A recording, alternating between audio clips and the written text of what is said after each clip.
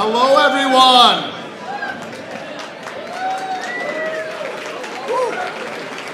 Go Victory. Wow. It is so great to see so many of us celebrating an organization I love, the LGBTQ Victory Fund. Thank you so much for being supporters. I am Kevin Morrison, and not only am I a proud member of the Victory Fund board, but with Victory's support in 2018, they helped make history by helping elect me as Cook County's first openly LGBTQ Cook County Commissioner.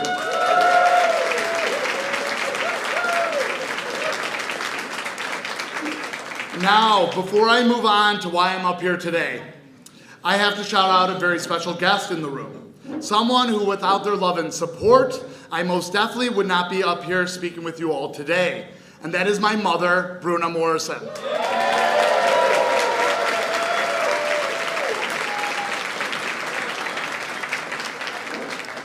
Thank you, Mom, for always having my back and helping give me the confidence I needed to run in the first place. Now, I also have to shout out another special guest, my fiance, Ethan Ogborn. I want to thank him for always lifting me up. I know it's been a trying few years for us all, but I also recognize how lucky I am to have had him by my side.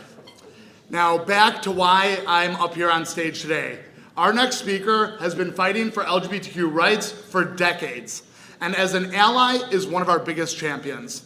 In just one term, he has changed the ballgame for LGBTQ rights here in Illinois, passing the historic inclusive curriculum law, guaranteeing that the contributions of LGBTQ plus individuals in Illinois and U.S. history be taught in our public schools.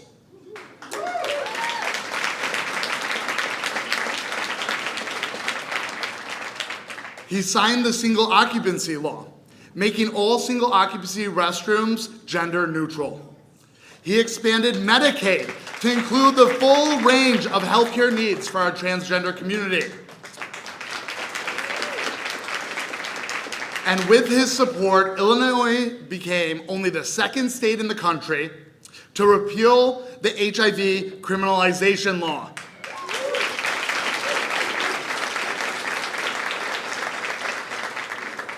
I also have to give JB credit for his incredible support of me in 2018. Thank you, Governor, for helping make history in my race, flipping a district blue for the first time in history, and beating the chairman of the Illinois Republican Party.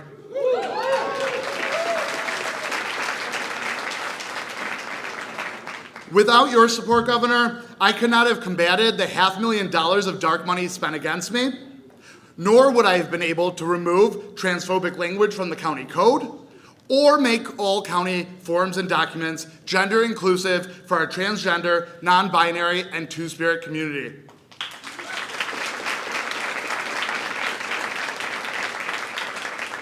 Now with that, I have the distinct honor of introducing Illinois' most fierce ally, a true champion of LGBTQ plus rights, our Governor, J.B. Pritzker.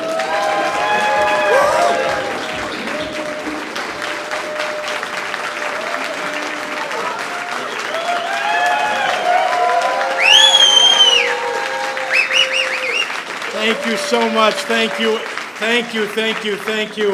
I can't thank Kevin enough, although he stole my entire speech today. Yeah, great news. It'll be shorter. It was going to be 45 minutes, only 40 minutes now.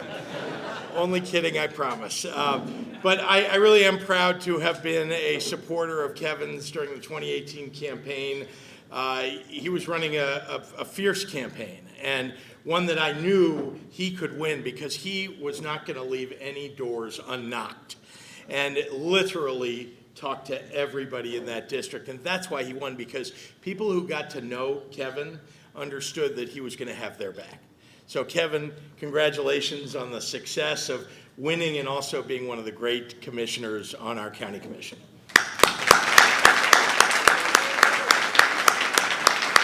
Well, what an honor it is to be with all of you and to celebrate the incredible work that the Victory Fund does to elect LGBTQ plus candidates up and down the ballot here in Illinois. And I've now met so many candidates and office holders from around the region that are here today. So Kentucky, raise your hand.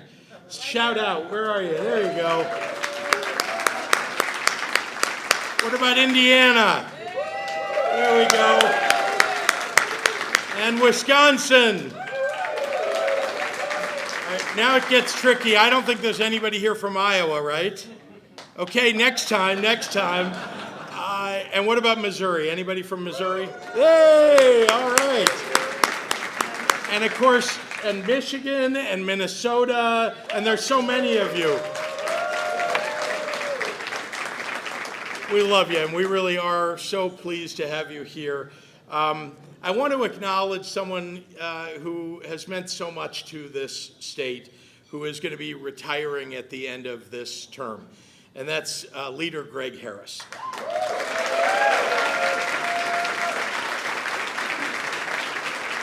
Yeah.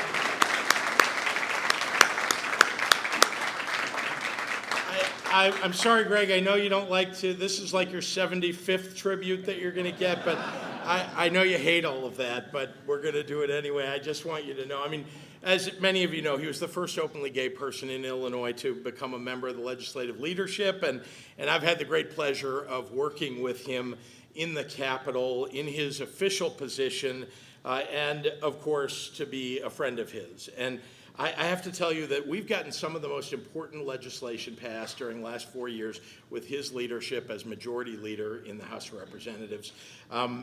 We could talk about all of it. In a moment, I'm going to mention some of the things that Kevin mentioned and a few others. But I also want to talk about things that aren't specific to the LGBTQ plus community, but hugely important to all of us. And again, this is with Greg's leadership, a massive increase in mental health and substance use treatment. 4 balanced budgets and the first tax rebates in more than 20 years. He's paved the way for really a generation of LGBTQ Illinoisans to see themselves represented in government and in high office. And we'll miss you in Springfield, Greg, but I know you're going to make yourself available to all of us. I'm going to need your help anyway, advice and counsel along the way, but it really has been a true privilege to work alongside him and alongside the entire LGBTQ plus caucus in Springfield to ensure that Illinois is an affirming and inclusive place for everyone to call home. You know, it's easy to say, for those of us who are from Illinois, it's easy to say that we're lucky to live in Illinois, but because we're a state where a majority of the people believe in equality and recognize the impact of sexism and homophobia and transphobia, but luck has nothing to do with it. It's the tireless commitment of organizations and activists like Victory Fund and each of you today that have propelled this state toward true equality, electing great people to public office, whether it's here in Illinois, in Minnesota, in Michigan, in Kentucky, in Indiana, or anywhere in the country.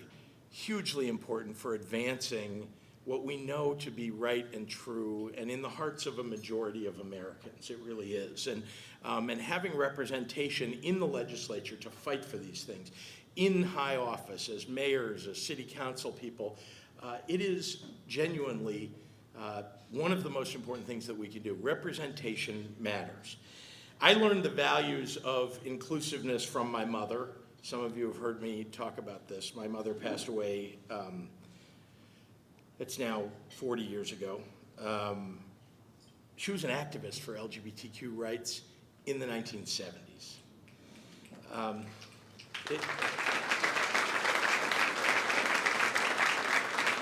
It was, first of all, she took me everywhere. When I was a little kid, she was an activist. I was her sidekick. And so, you know, it was with her legacy in mind that I marched in pride parades here in Chicago before they were celebrations, back when they were actually protest marches.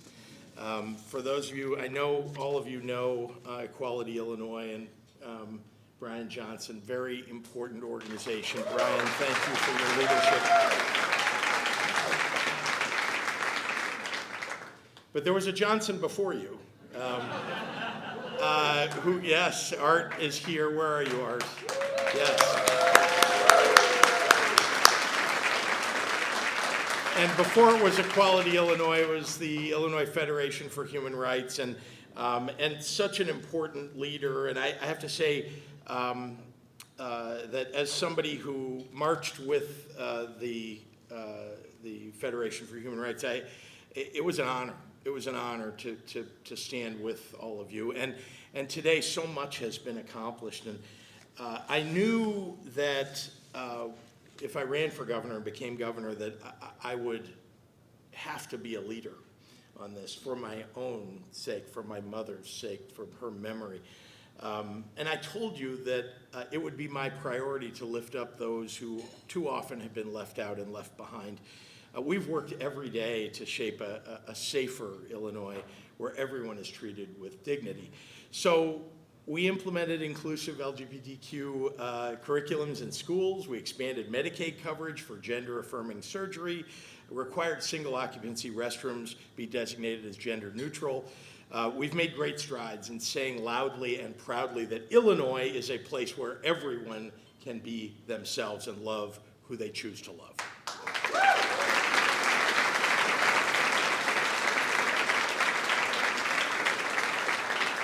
And we made Illinois the second state in the nation to repeal the outdated HIV criminalization law and put in place Getting to Zero, a plan to end HIV once and for all. And just last month, I was proud to sign legislation that removed barriers to accessing PrEP and PEP without a prior referral from a doctor.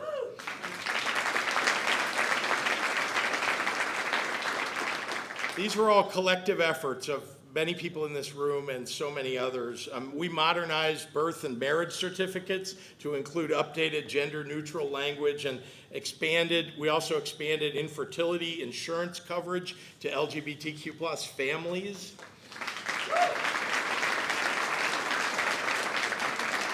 And one of my very first acts as governor was to ensure that every school in our state is safe and supportive and inclusive for our trans, non-binary, and gender non-conforming students.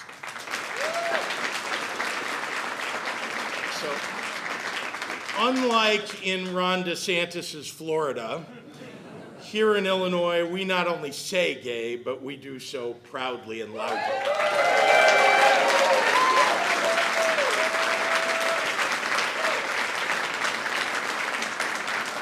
And I really wish that every governor around the country would do the same. We know that in many places, our nation is moving backwards and putting communities at risk.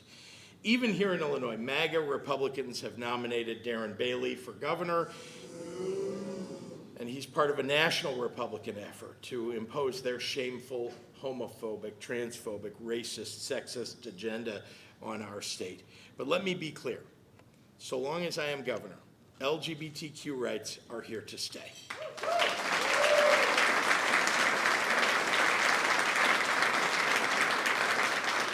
Here in the land of Lincoln, in the home state of Barack Obama, where a century ago we were the first to ratify women's suffrage, we will not go back. Together with all of your advocacy, we must continue our fight for the rights of every queer or marginalized resident. Together we can build not just a state, but an entire nation that is open, affirming, and welcoming to all people. So I want to thank you all for the opportunity to share such an important morning with you. I want to congratulate so many of you for taking the opportunity in your lives to jump at running for office. It's not easy. It's not easy. But we are with you, and we support you. Victory Fund is with you, and when you win, we will celebrate you. Thank you so much for having me today. Brunch coaches, Ken Hunt and Eric Wilkerson.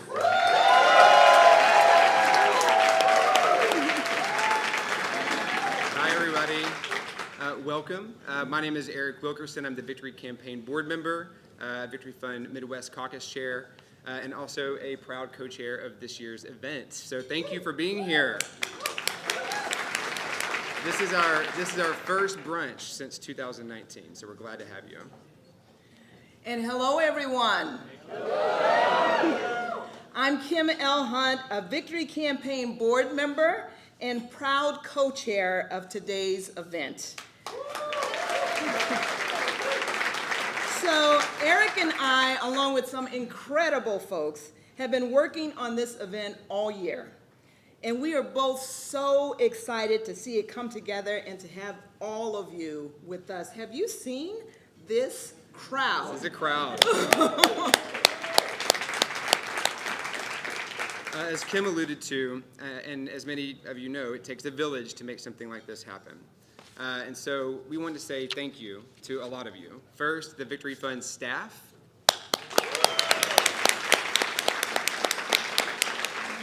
You all work tirelessly every single day to make events just like this come to life, so thank you.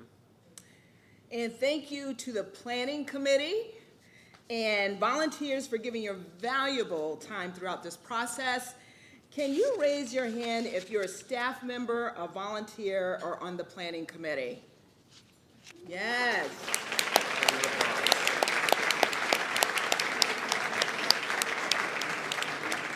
Some of you were a little hesitant. It's all good. And of course, thank you to City Winery and their team and all the staff here today. Thank you for the refills on the mimosas and all the things. Let's give them a round of applause too.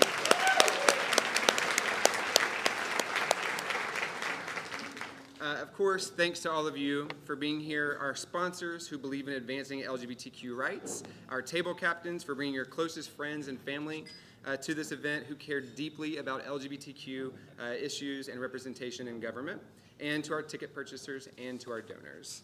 Yes.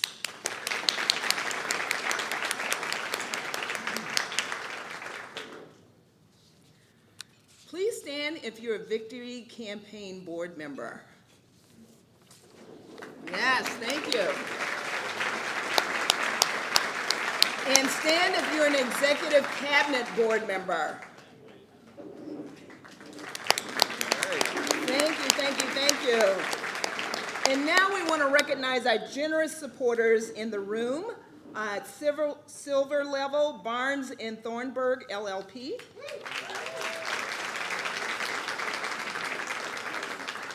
The lovely Clark Pellet and Robert Cole. T-Mobile. Wade Rakes. And our bronze level supporters, Aaron Shaler, sorry if I pronounced that wrong, with Nexa Mortgage and Open Hope United. We also want to thank our hardworking table captains who helped bring such incredible people into this room today. German Gonzalez, Justin DeJong, Jinsu Ha, Precious Brady-Davis, Eric Wilkerson, And of course, the fabulous Kim Hunt. So, those of you who've attended this event in the past, you may have noticed a change in the title. We used to be known as the Chicago Champagne Brunch. We are now known as the Midwest Champagne Brunch. And that's for one simple reason. That is because of the great work that's happening in our region right now, as the governor alluded to earlier. So welcome. Thank you. We're so excited to be expanding this event to include more Midwestern officials and supporters. So thank you. All right, y'all. And now, we welcome Mayor Annise Parker, Victory Fund CEO, to the stage. Woo!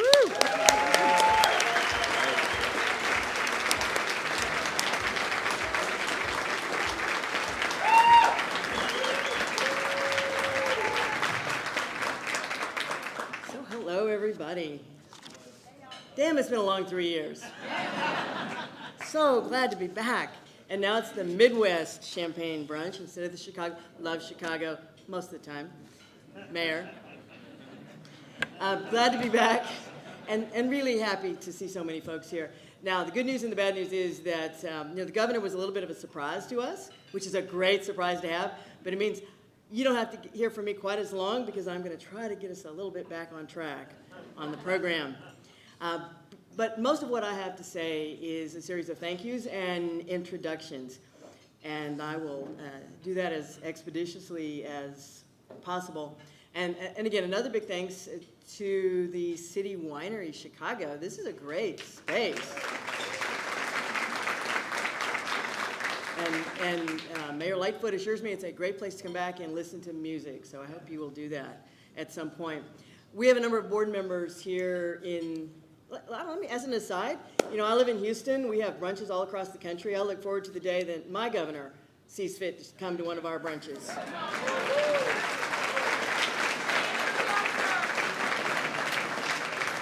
We have a number of board members here, and I want to acknowledge them from you heard about the Victory Campaign Board. Victory Campaign Board, those are our primary bundlers. We're a bundling pack.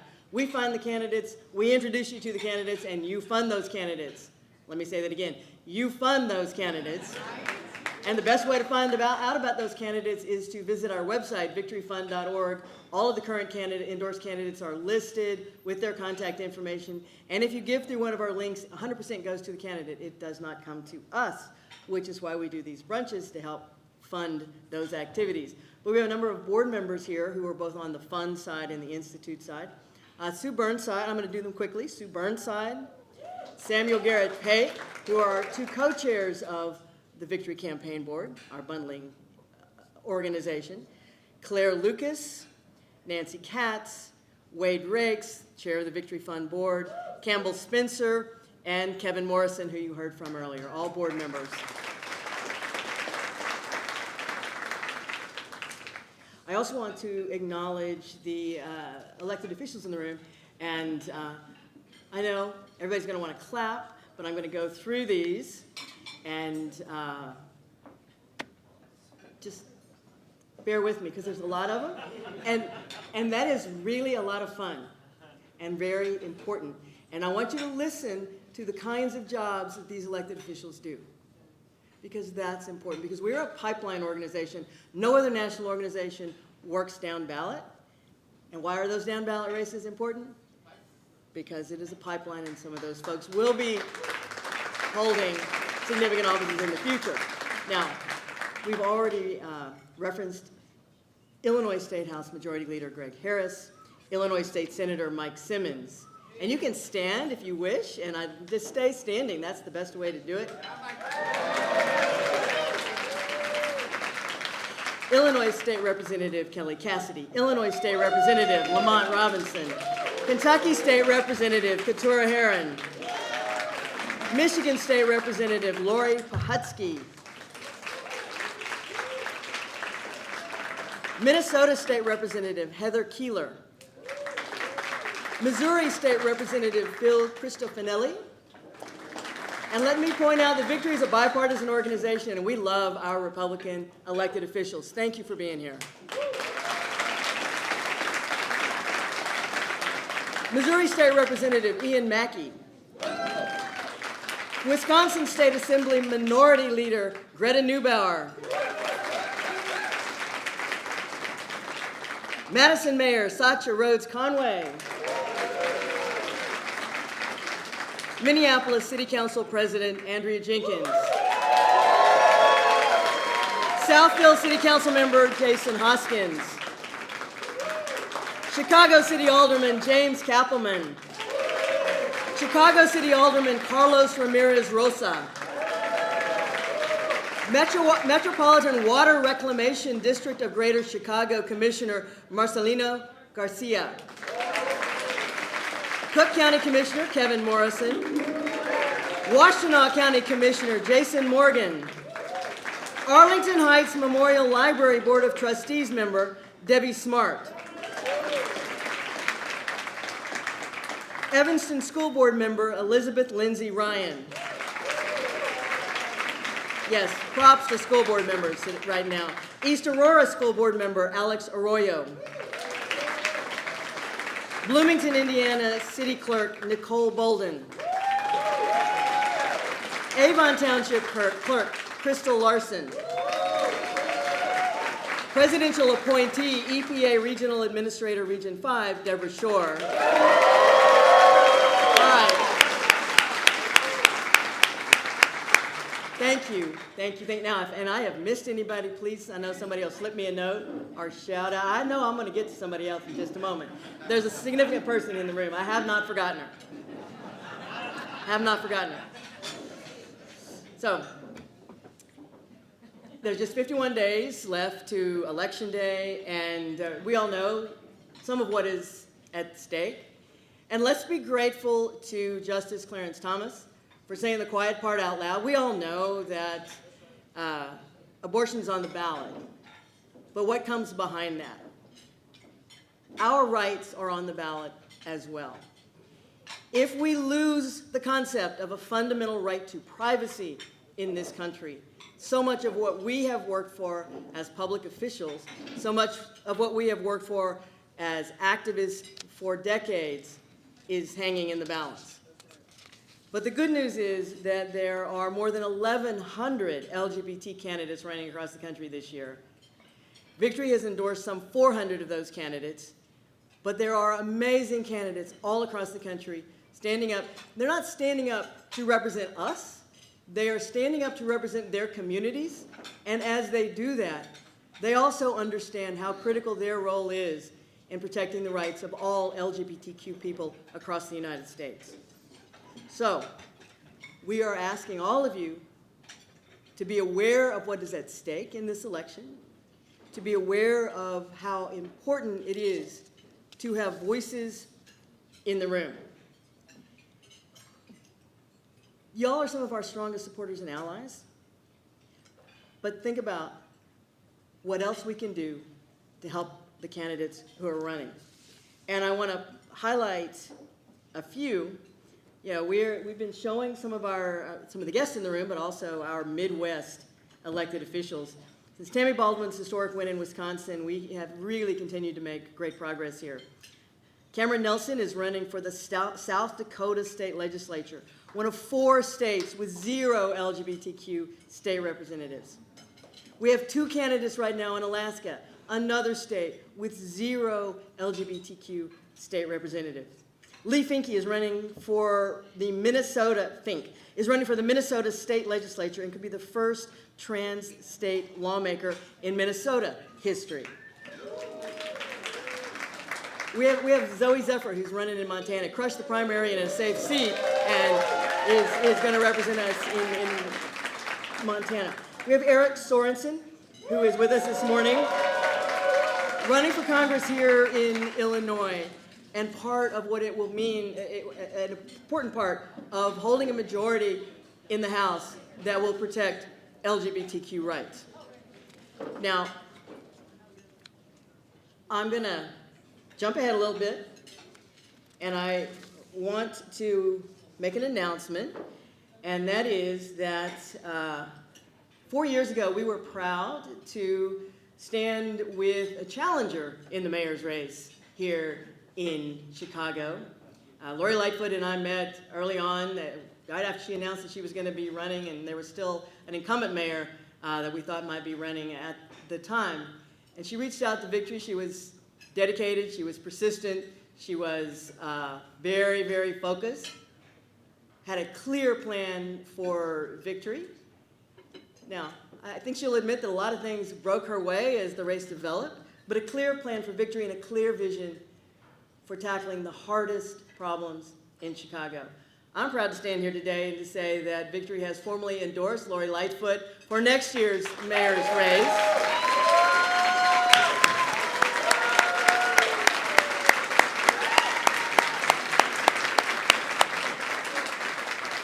And we look forward to doing everything we can to make sure that she continues to serve the folks in Chicago. Now, I'm going to close with an anecdote, and I've been talking about this lately, and it's my favorite anecdote right at the moment, so y'all have to hear it too. And that is that some of you may have seen on social media what happened when the House passed the Respect for Marriage Act.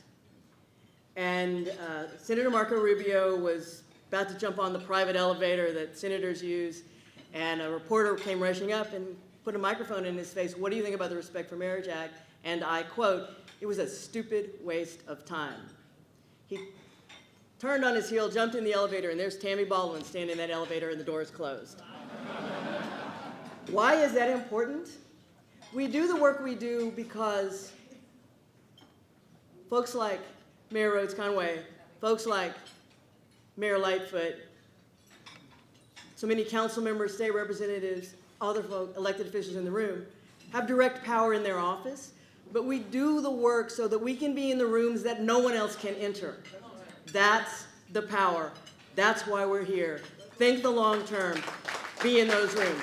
Thank Tammy Baldwin for being in that elevator. All of you, thanks for being here today. So you probably figured out that I'm standing on a little bit of a crate. I think Annise needs a couple more inches for you and me.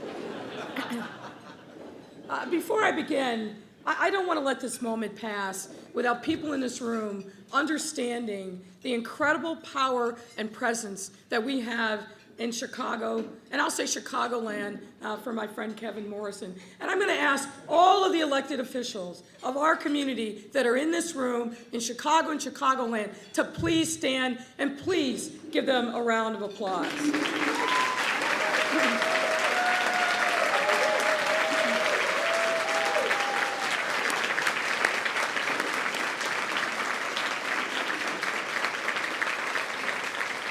And what you see, ladies and gentlemen, is decades in the making. Decades in the making of sacrifice, support, organizing, people like Art and Pepe and others who paved the way for us and them to be able to stand in these rooms and represent our community proudly. So we have a lot to be proud about. And who knows, maybe we'll add to that number in the City Council of Chicago. Now, anybody who knows me knows that I spend a lot of time thinking about history, both because I love learning, but also because I know that learning something from the past that has relevance in the here and now is valuable information. So let me take you back, ladies and gentlemen, in 1972. A gay man who grew up in New York State, a veteran of the Korean War, moved to San Francisco, to the Castro neighborhood, and opened up a camera shop. Many of you know who I'm talking about. In 1973, that gay man ran for the San Francisco Board of Supervisors. Now, at the time, these seats were citywide, not by districts. And that man was, of course, Harvey Milk. By all accounts, Milk was a vigorous campaigner and galvanized the gay community behind his campaign. But the citywide nature of that election worked against him, and he lost in that first election. But he persisted, and he eventually won in 1977. And consistent with his campaign promises, he got the board to pass one of the nation's first bans on discrimination against gay and lesbian people on the basis of sexual orientation and bought us protections and public accommodations, housing, and employment. Now, you can clap for that. You should clap for that.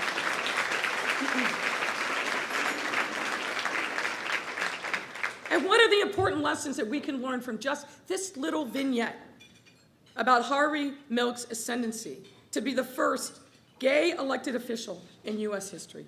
I should say out gay elected official in U.S. history. Well, lesson one, our presence matters. Our presence as elected and appointed officials is crucially important to safeguard the rights of our community. And to borrow from the Victory Front's mantra, quote, representation is power. And indeed it is. Harvey Milk was number one. And through the work of the Victory Fund, so many activists and organizations over the years, we are now up to 1,043. But we need more, many, many more to join the ranks at all levels of government. Lesson two, allyship matters. Milk was able to pass that historic anti-discrimination law because he got 10 other commissioners, supervisors, to agree and Mayor Moscone to sign it. And when we look at what's happening across the country, the attacks on our very existence is manifesting itself everywhere. The Don't Say Gay laws in Florida, the attacks on trans children and their families, banning books, banning thought and discussion, but also the striking down of Roe, the threats in Justice Thomas's concurrence to roll back the rights of contraception, interracial marriage, and criminalize sex between consenting same-gender adults, and of course, gay marriage. These related issues may not be making national news every single day, but the forces that are working against us, who do not see our humanity and will never recognize or respect our rights as citizens. To be clear, they are hard at work, organizing, raising money, and actively working to take us back to a time before Stonewall, before Harvey Milk, and force us back into the closet. It's not just about being in the closet. It's about refusing our ability to recognize ourselves and our humanity and express ourselves as human beings worthy of dignity and respect. And let me just say, if we do not build allies across the civil rights community, straight and gay, we will lose big, and it will take decades for us to recover. So we need to work on building those alliances. And folks in this room, do not be content. Do not sit any fight out. Everywhere on the ballot, from the governor on down, to the local school board, to the local library board, we need to make sure that we are showing up and that we educate ourselves about who it is that's going to be making decisions on our behalf. We have got to build those alliances and be ready, because the fight is at our doorstep now.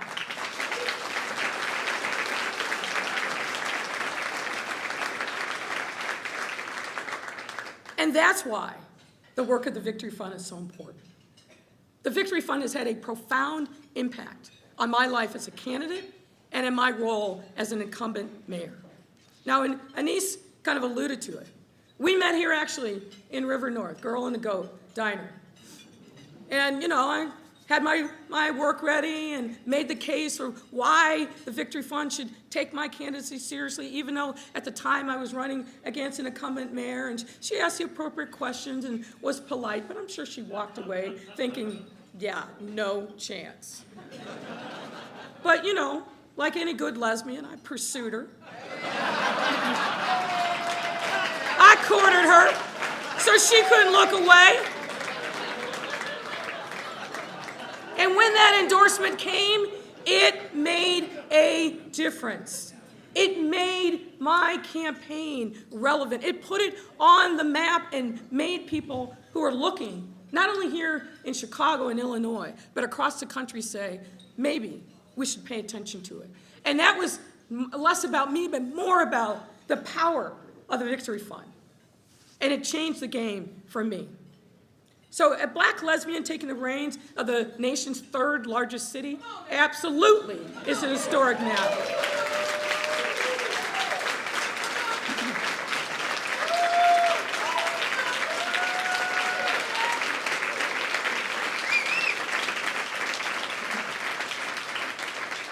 And I hope that my presence opens up opportunities to others. I know it makes a difference for me, for my wife, for our child. I know it makes a difference for those parents whose children want to live their authentic life, but are fearful, the parents are, about what the future will be.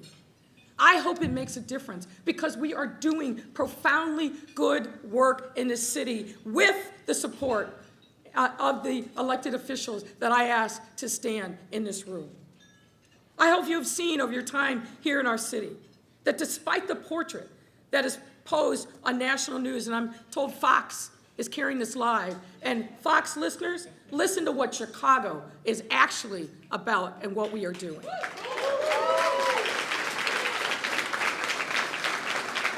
Our economy is the envy of the nation. Our businesses are thriving. And we are working hard to stitch back the social safety net that was frayed before COVID but fell apart during COVID. We have made sure that we have put together the most progressive policies to support workers, to support immigrants and refugees, small businesses, the environment, historically disinvested neighborhoods, affordable housing. The point is that we will continue to right historic wrongs and make sure that all of our 77 neighborhoods are dealt into the prosperity of one of the greatest cities on the planet.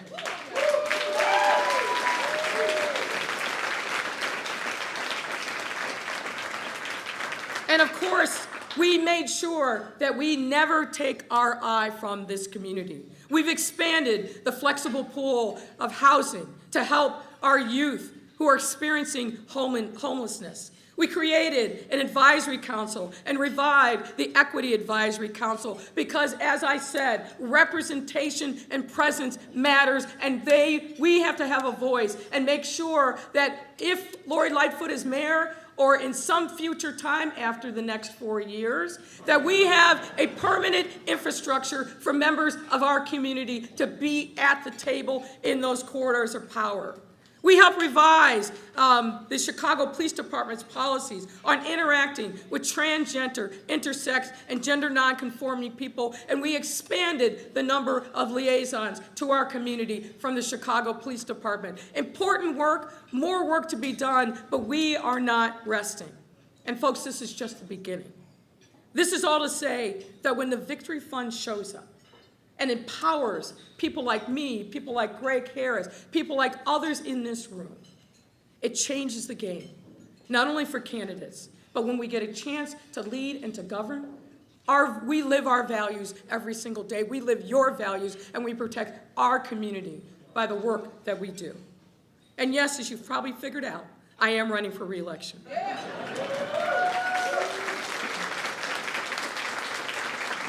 And this second endorsement is such a tremendous honor.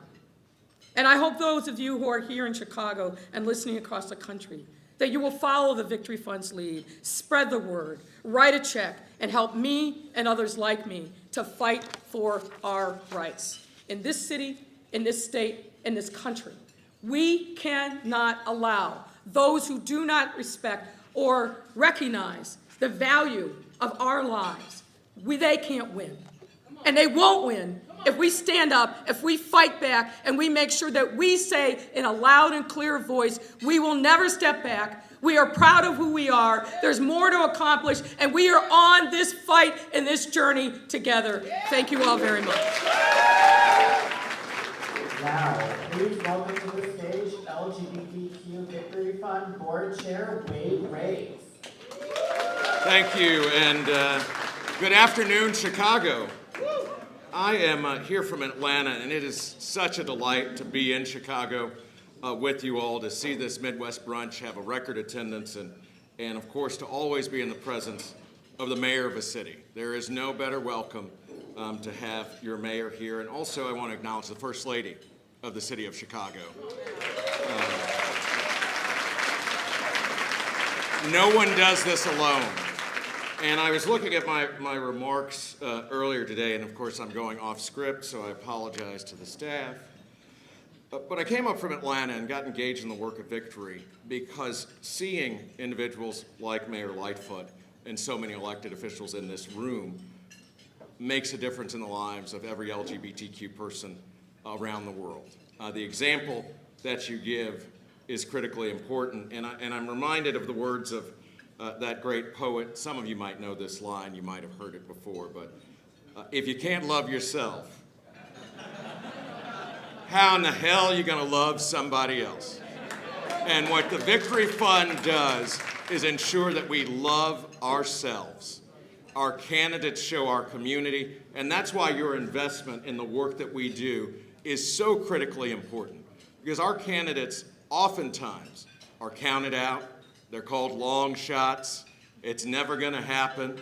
But there are history makers in this room because we believed in ourselves, we knew our truth, and we supported organizations like the Victory Fund and so many others for years and years. So I appreciate that you're here living that truth. It is great to see so many candidates. I think there are more candidates than there are attendees. That is reflective of the strength of the Chicago community. The energy in this room is palpable, and I think it's because of the champagne. And a great night enjoying the nightlife of this city. But this is an amazing time for the Victory Fund under the leadership of the great Annise Parker. We are increasing and scaling up our operations across the board to support the more than 1,000 openly LGBTQ elected officials across the country. We're hiring more staff. We're supporting our candidates directly. We're spotlighting critical races to increase the diversity of LGBTQ folks serving in offices that some would never believe. I was born in the state of Mississippi. You don't hear that in my accent. But we're going to crack that ceiling and have representation of our community in every state and every level. Now, I said I'm proud of Mayor Lightfoot as an openly gay man. I'm also proud of Mayor Lightfoot as a black man. Come on. Black LGBTQ Americans remain severely underrepresented in public office. And I'm proud that this year Victory launched the Black Leaders Caucus. The caucus is dedicated to growing the number of black LGBTQ elected officials around the country, like Kentucky State Representative Couture Herron, like Illinois State Senator Mike Simmons, and we're going to re-elect the mayor of the city of Chicago, Lori Lightfoot. We do this work because we see firsthand the impact they're having in their communities. They're changing hearts, they're changing minds, they're changing our country. But they need our help. In order to reach parity, we need to elect another 35,000 LGBTQ individuals to public office around this country. 35,000. But I know we can do it. Victory Fund, just a little over 30 years ago, invested in a black lesbian running for city council in Seattle, Washington. And they told us we couldn't do it then. But we have made history again and again because of the people in this room that are serving and the people in this room that are doing what I'm going to ask you to do again. You see cards around your table. I don't care if it's Venmo, PayPal, check, money order, cashier's check. We'll take Canadian. We can convert it. But I want you to consider doubling down on your investment in this organization. And whether that is $10, whether that is $50, whether that is $1,000, whether that's participating in the unlimited races that our candidates need support in Chicago, and Tina Kotek, who's going to be a great governor in the state of Oregon, we need your resources more than ever. So I hope you won't leave here without enjoying the food, the great service of the staff folks here at City Winery, but also leaving a little bit lighter in the pocket on behalf of Victory Fund. Now, those of you who gave us your cell phone numbers, I'm going to be calling you all directly, but you'll get a text. And I encourage you to hit that text, and you can give right from that or give on the pledge cards. Now, is there anyone here who's going to step up and add to your contribution today? I know we got at least one. Thank you, Cut. But please, we got more than one, I hope. That champagne's kicking in. But we need to re-elect Mayor Lightfoot. We need to re-elect Senator Simmons. We need to know, and he's going to come up here later, what it will be like to have a member of the LGBTQ community going to Washington and being in Congress representing our community from this state. I know you're going to hear from Eric soon. So the amount of support that we can give comes directly from the folks that we see in these events. It's so great to be back. It's so wonderful to get the host and the hospitality we have here in Chicago and across the Midwest. So I encourage you to give.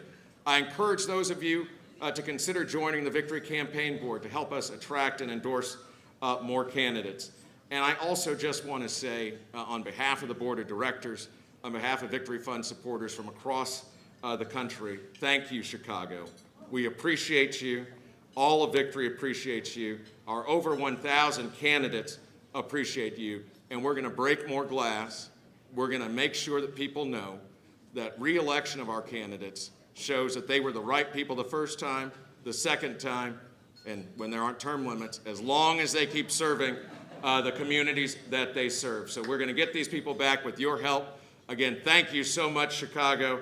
Let's do this together, and I can't wait to be back with you next year to celebrate more. We'll double up the champagne, because I know with the help in this room, we're going to have a lot to celebrate. So thank you, and enjoy the food. Representative Lamont Robinson.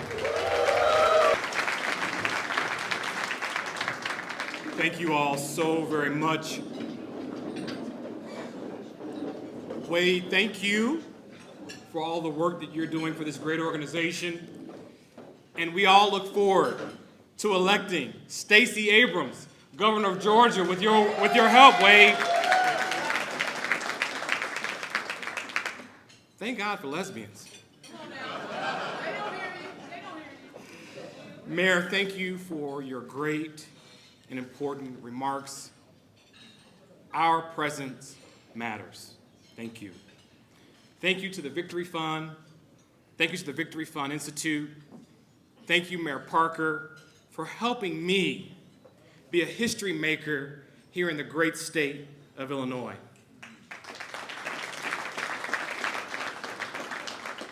And good afternoon to everyone.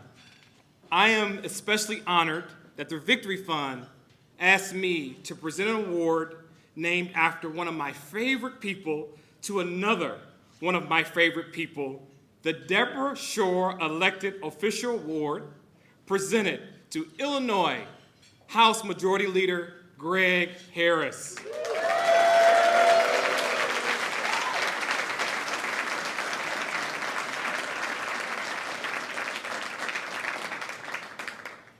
When Deb Shore joined the Water Reclamation District of Greater Chicago in 2006, she was the first out non-judicial official elected countrywide. She is now on the cutting edge of environmental policy as the Midwest Regional Director of the Environmental Protection Agency.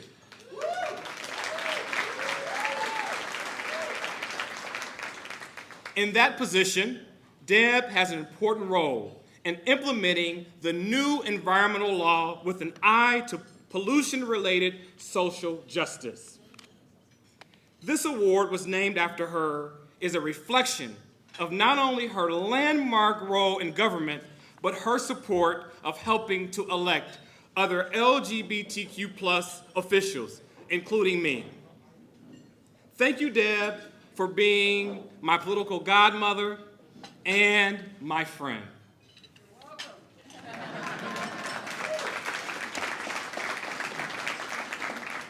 So there is no better recognition for Greg Harris's lifetime of service than giving him an award named after Deb Shore.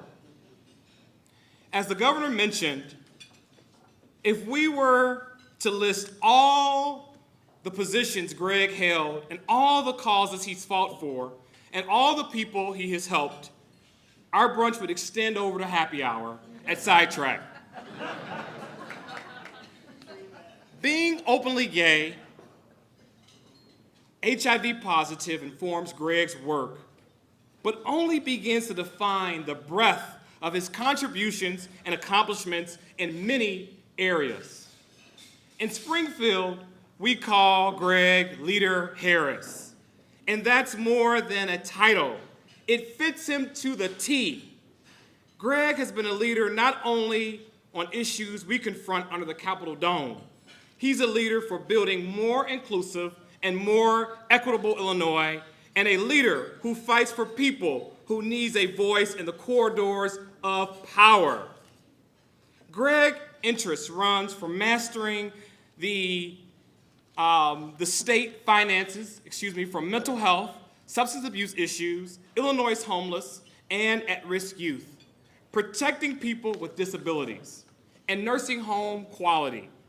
He has been a major sponsor of healthcare reform, insurance reform, and breast cancer legislation. Greg is also a leader who nurtures and cares for those of us who serve with him and the issues important to us. When I was contemplating my run for a House seat, Greg shared the ins and outs of running, including the challenges and opportunities for a gay man who could become the first out black member in the history of the state of Illinois in the General Assembly.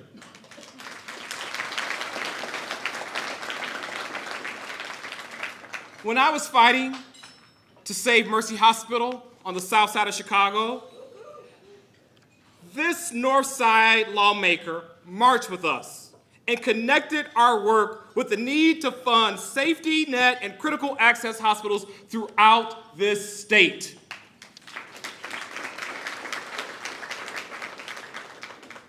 And as we know, Greg is at the forefront of issues directly impacting the LGBTQ plus Illinoisans. As an HIV-positive man, he knows the importance of reaching people often left behind. So he made sure the African American HIV/AIDS Response Act was fully funded and that organizations run by and serving people of color were at the forefront of this work. He also included my proposal for $15 million for a Southside LGBTQ Center in the state budget.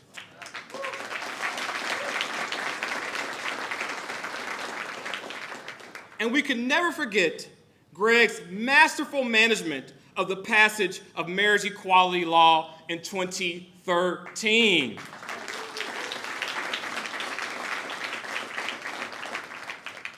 There was that sad afternoon at the end of spring session when Greg regrettably decided that he could not call for a vote because the support was not yet there yet.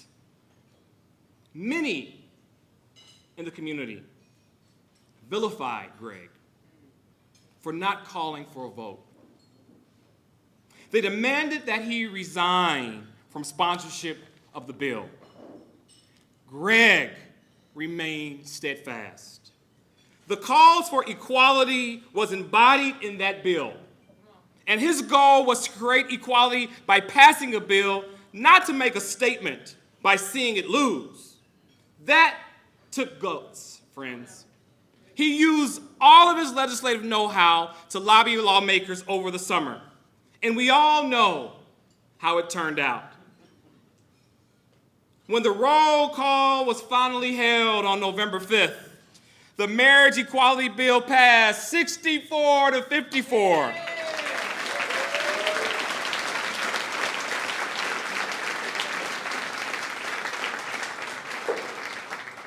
Including 3 Republicans. Greg, thank you for allowing Jeremy and I and others to be able to get married in this great state.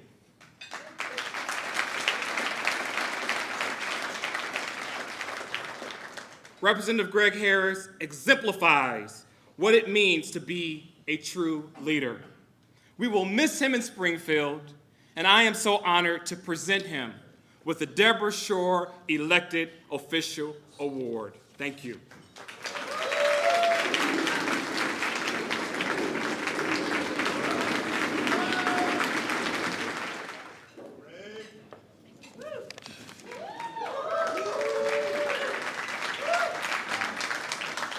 So I think it's a testament to the augustness of this occasion that in all, you're supposed to still stay up here, Lamont. That in all the times over the last couple of years you've introduced, this is the only time you've never referred to me as princess in an introduction.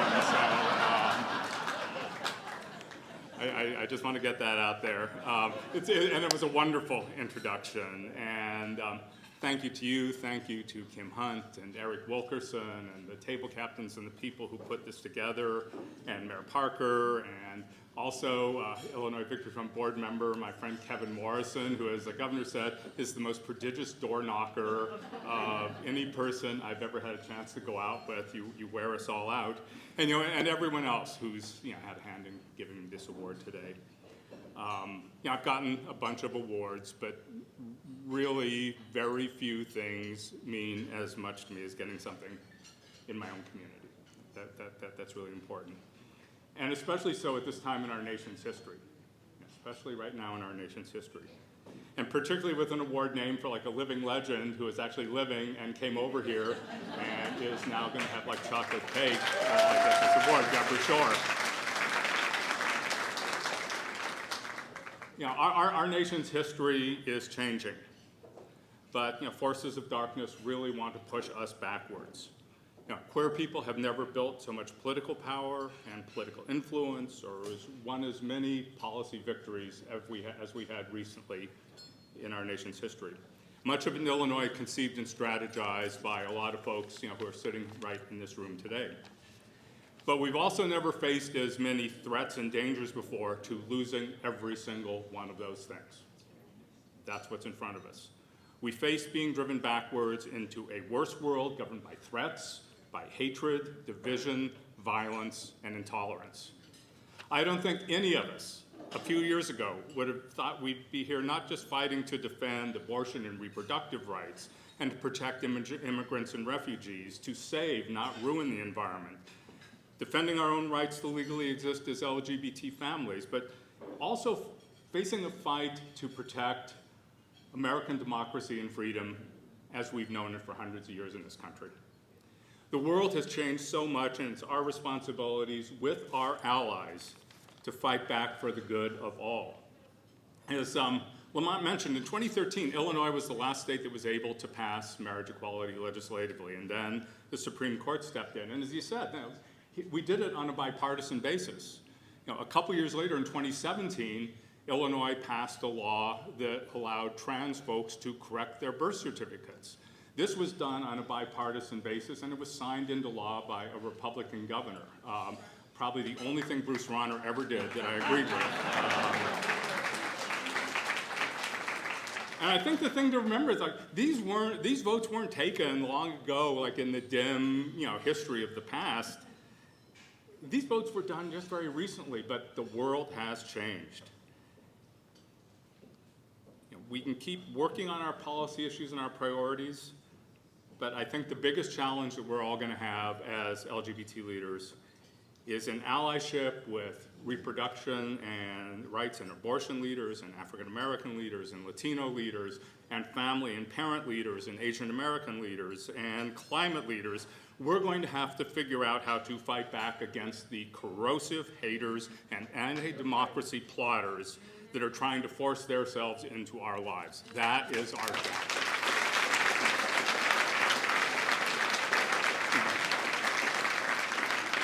We shouldn't be out there having to defend librarians and teachers and pediatricians and children's hospitals and bakers, for goodness sakes, against threats of violence and intimidation. We need to fight back strongly for what is good and just. And more importantly, we need to find ways to make those who spread threats and encourage violence through their lies accountable, and they need to have consequences for violence that they generate. And there's some discussions going on about that right now. Like, how do you have some accountability? But more importantly than ever now is also electing queer people to public office at every level of government, from the school board to the library board, to the Congress. Where is Eric? Hello, Eric Sorrenson. Where is Eric? There he is.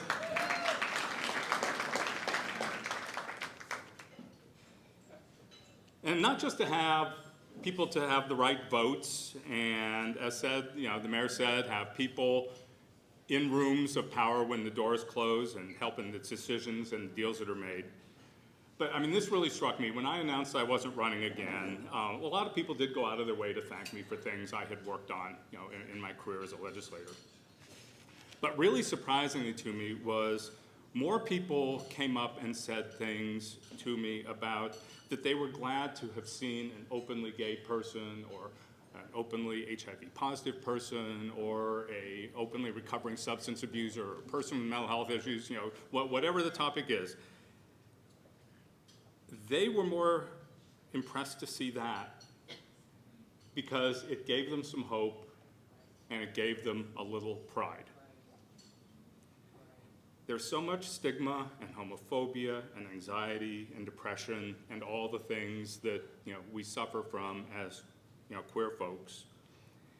And, we're the leaders in this room. We probably don't sit around and think about it a lot, but every day we just go through our lives.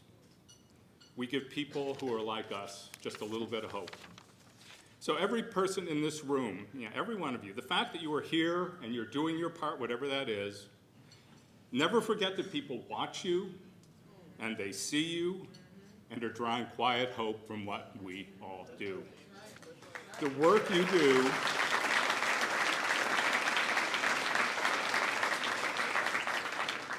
do gives people hope. But winning elections turns hope into power. And power turns into change, and so we need to win elections. And campaigns are also way harder than ever. It's so different than when I started. I mean, back when you chiseled it on a rock, I think, and put it out there, and people went by and read it. I mean, field and comms and strategy, I mean, all of those things are totally different, and they are much harder. We need quality LGBT candidates, but we also need to give them the tools that is necessary for them to win. And that's where Victory Fund comes in.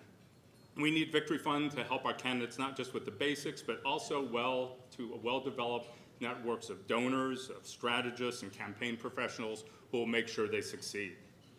So that's why I'm happy to see so many of you here today. It's such a good turnout to help us, keep building that solid bench of LGBT candidates who can be prepared to go out and win at every level, and to bring some light where we're just seeing now darkness, and to give people hope where now I think a lot of people are really struggling to find hope every day. So thank you to all of you for this wonderful award, which is nice, but more importantly, thank you for who you are and what you do every day. Please welcome to the stage candidate for United States Congress and Illinois House District 17, Eric Sorrenson. That's a tough act to follow. Good morning. How are you? Good morning. I get to talk at gay brunch. This is more exciting than being the weatherman in Rockford, Illinois. My name is Eric Sorrenson, and I'm running to become the first ever elected LGBTQ person to the United States Congress from Illinois. Come on now.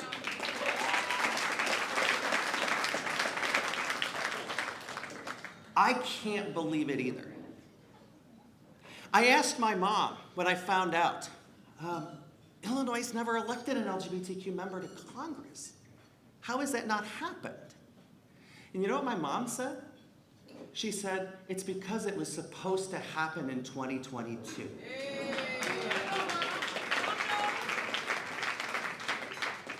First, I want to thank Victory for endorsing not only me, but believing in me and believing in all of the candidates that we're talking about and we're supporting today. With their dedication and support, we were able to win our 6-way Democratic primary, propelling us into one of the most competitive House races in the country. And we couldn't have done it without Victory. Growing up in Rockford, I was a little boy that was afraid of storms. And I wanted to be the meteorologist when I grew up. Yet, when I realized that something was different about me and that I was growing up gay, part of me thought, why am I even trying? I grew up in the 1980s when I thought, Eric, you're just gonna grow up and you're gonna get HIV/AIDS, and why would you even try? Something in me persevered. I don't know what it was. But for more than 2 decades, I was the television meteorologist in Rockford and the Quad Cities. My job was to help people understand risks so that they could make good decisions. It was more than when to grab an umbrella. It was when the family needed to go in the basement for the tornado. And through it all, I was able to be my full, authentic self. I was out on television, and I was supported because we're in Illinois, and we're in a great place. But it hasn't always been that way. After graduating from NIU in DeKalb, I got my first job in Tyler, Texas. And I remember my dad saying, You know, Eric, things are going to be different in Texas versus Illinois. And it sure was. I actually have a love of barbecue now. Mayor, sometimes I say y'all. And I can do the Texas two-step if I have a couple of beers. But I also experienced something else. I was almost fired for being gay. I was called into the boardroom at KLTV in Tyler, Texas, where every page of my employee contract was laid out on the table. I was forced to sit when all of the members of management stood. And I was told that I couldn't be gay and be on television in Tyler, Texas. So I had to make a decision. My job or who I am? And unfortunately, when I was 23 years old, I said this is the one thing that I wanted to do, and I picked my job. But you know what? The best thing that ever happened to me was taking a $12,000 pay cut to move back to Rockford, Illinois.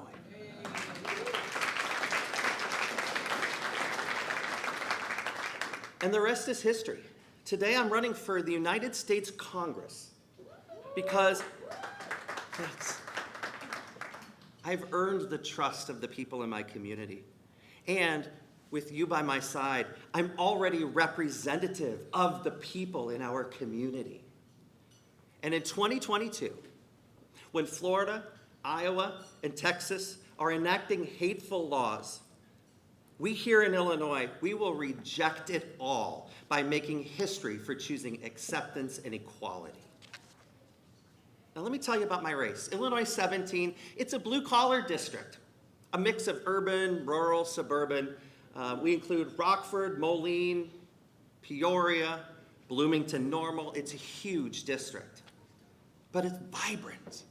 And it's an area that supports reproductive rights and supports LGBTQ rights. And it's highly competitive. The polls have us in a dead heat with a few undecided voters.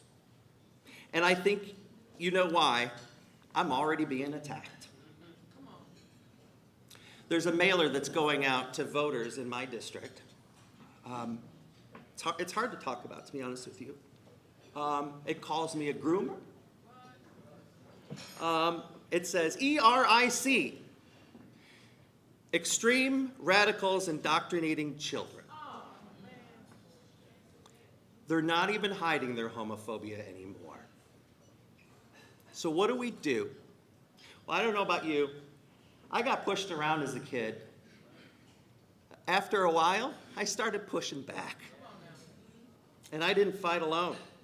We emailed that mailer to every one of our supporters. We sent it to reporters from the TV news. And guess what? We saw incredible grassroots support, volunteers, donations. They came pouring in. And we showed them that we are stronger than their hate. And that's where you come in.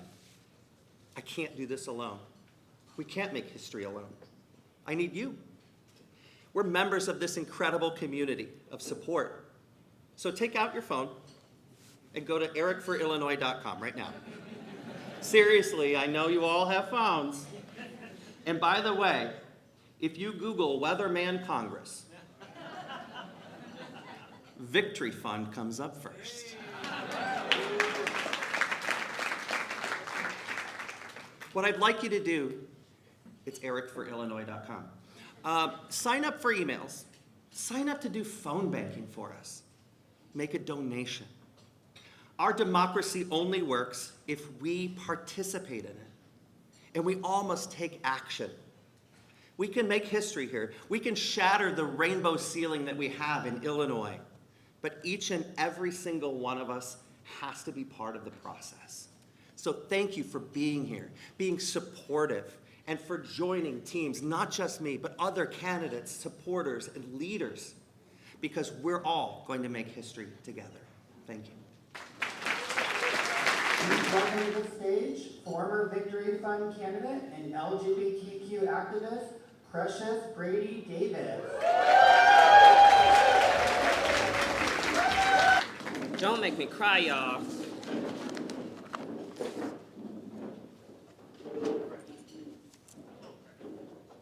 Good morning, Mayor Parker, Mayor Lightfoot, First Lady, Victory family, and my pregnant husband.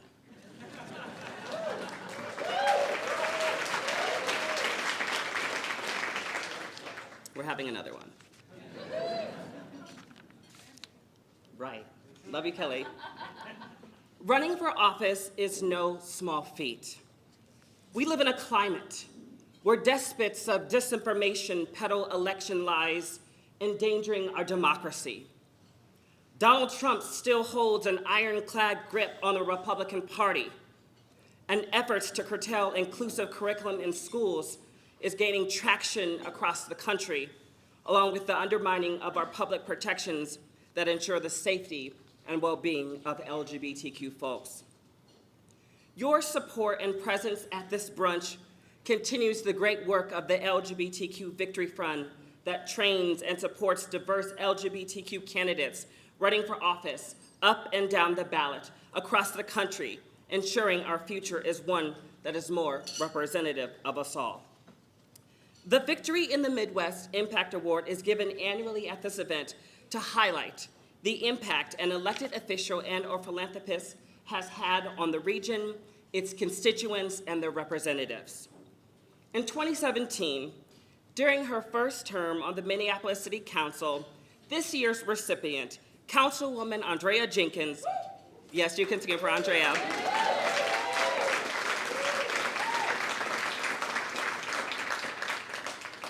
called and invited me to give the keynote address for the 4th annual Minneapolis Trans Equity Summit, which is now going into its 9th year and funded by the city. It was then I saw firsthand and vividly how she brings her full self to her constituents and to her city. She embodies the spirit of Black lesbian poet Audre Lorde, who once said, "When I dare to be powerful, to use the strength of my service of my vision, then it becomes less important whether I am afraid." In 2018, she was included amongst the record number of women elected to public office and was front and center on the cover of Time magazine underneath a bold inscription that said, "The Avengers. First they marched, now they're running." In 2020, she later said to me, "When are you going to run for office? We need to be voting for you, Mrs. Precious Brady-Davis." A year later, I threw my hat in the ring to serve as the next commissioner at the Metropolitan Water Reclamation District, following in the great footsteps of Deborah Shore, who served for 15 years as commissioner and was the first openly gay non-judicial candidate to become elected in Cook County.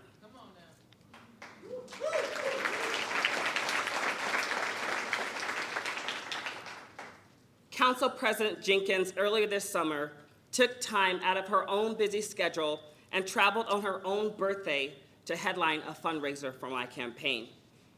Although the recent primary result was not as what I had hoped, with the support of Victory Fund, I was able to make history by becoming the first ever Black trans woman to appear on the ballot and received over 126,000 votes countywide.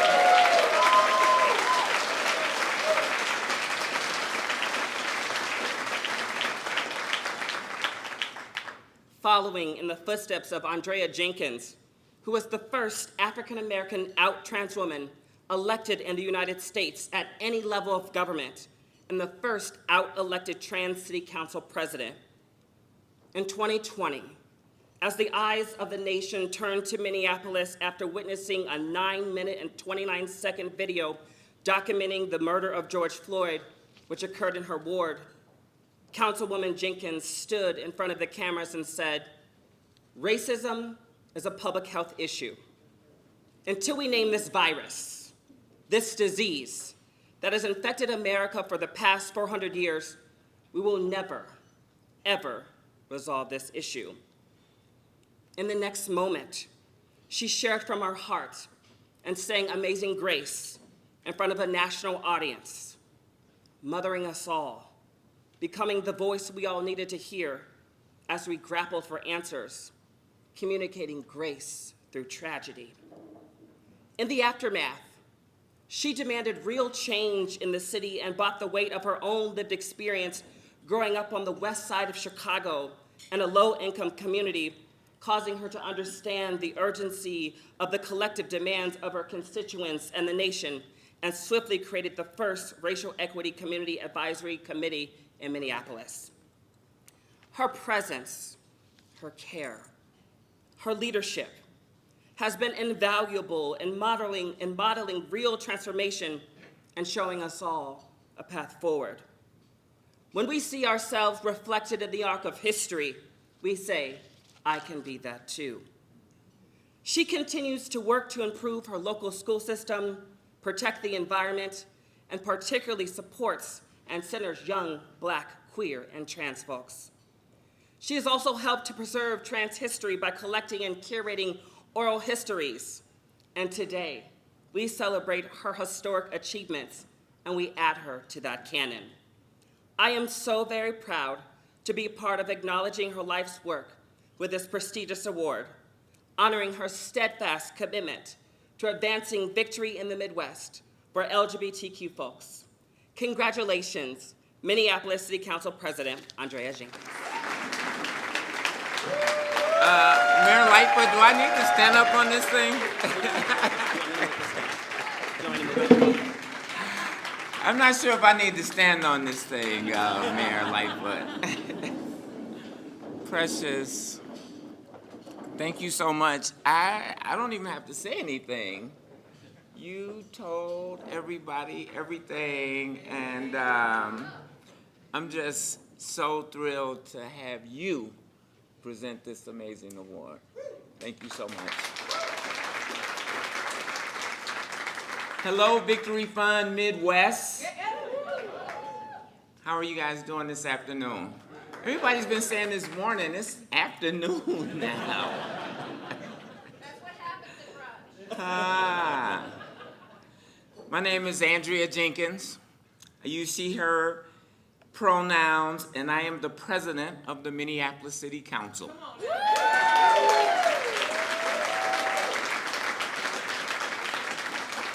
For the visually impaired, I'm rocking a purple double-breasted jacket with a purple sweater. I got a really close short haircut, and I think I got on some fly wooden earrings. Wherever we are in the United States, we stand on indigenous soil. In a nation built on the backs of enslaved Africans. Here in Chicago, and it feels so good to be home. Woo! We are on Ojibwe, Adawa, and Potawatomi Nations lands, so we just want to acknowledge that. We also want to recognize Hispanic Heritage Month this month. What an immense honor to be recognized with this award today.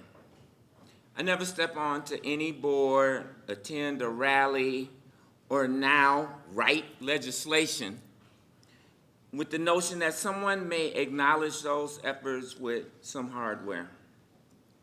I will note, though, this is my 5th such award I received this year.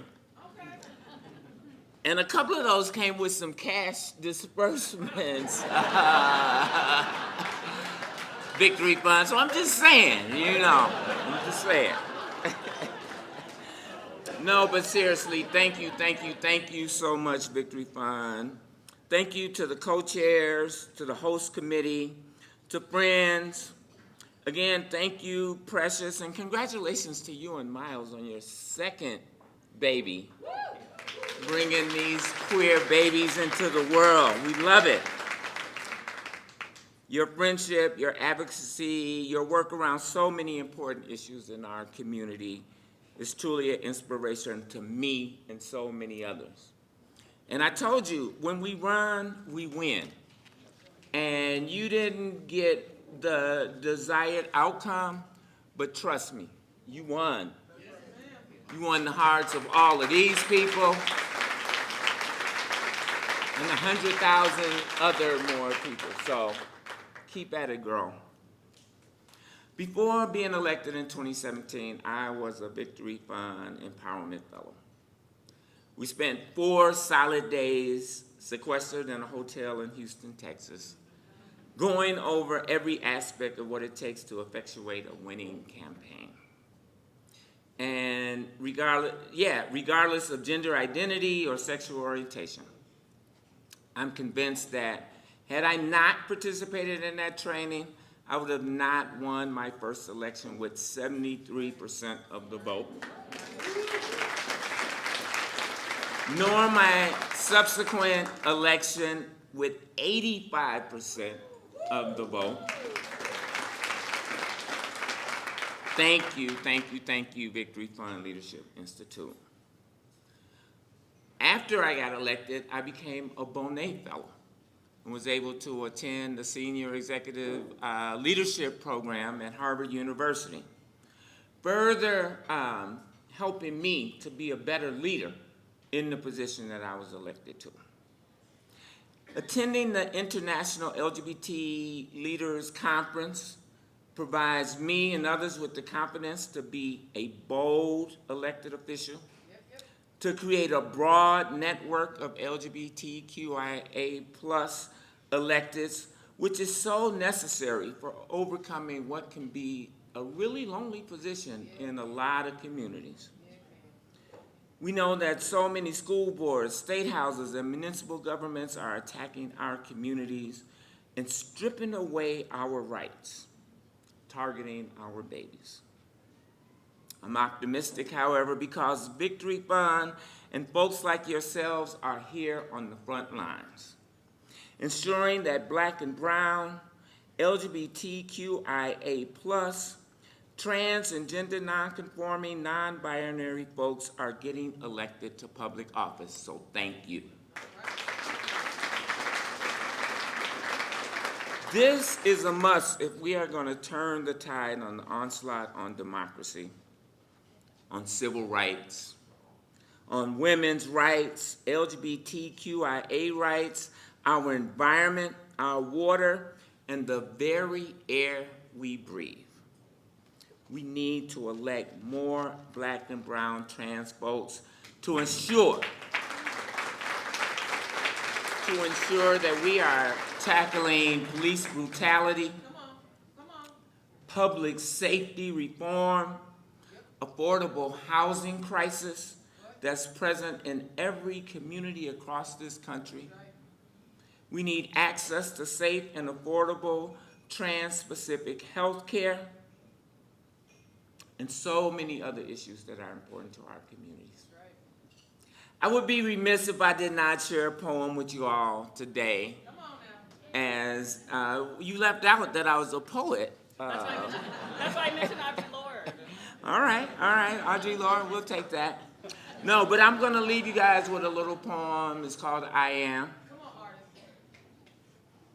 I am from, who, me? I be from collard greens and pinto beans, chicken wings and onion rings, from all Black teachers with high expectations, working class family with rules and regulations.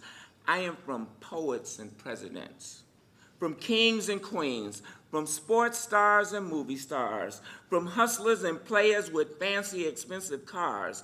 I'm from the streets of Chicago that I know so well, from the University of Minnesota, also known as hell. I'm from politics and advocacy, from performance art and the fierce urgency of now. I am a child of the 60s and Black is Beautiful, from Marsha P. Johnson, Sylvia Rivera, and Silence Equals Death. I'm from the Stonewall Riots and the Combahee River Collective, intersectionality and Black trans lives matter. Say it with me, you guys. Black trans lives matter. One more time. Black trans lives matter. Thank you, Victory Fund. Thank you, everybody here that's fighting for equity and equality and justice. I love you. I love you. I love you. Thank you all.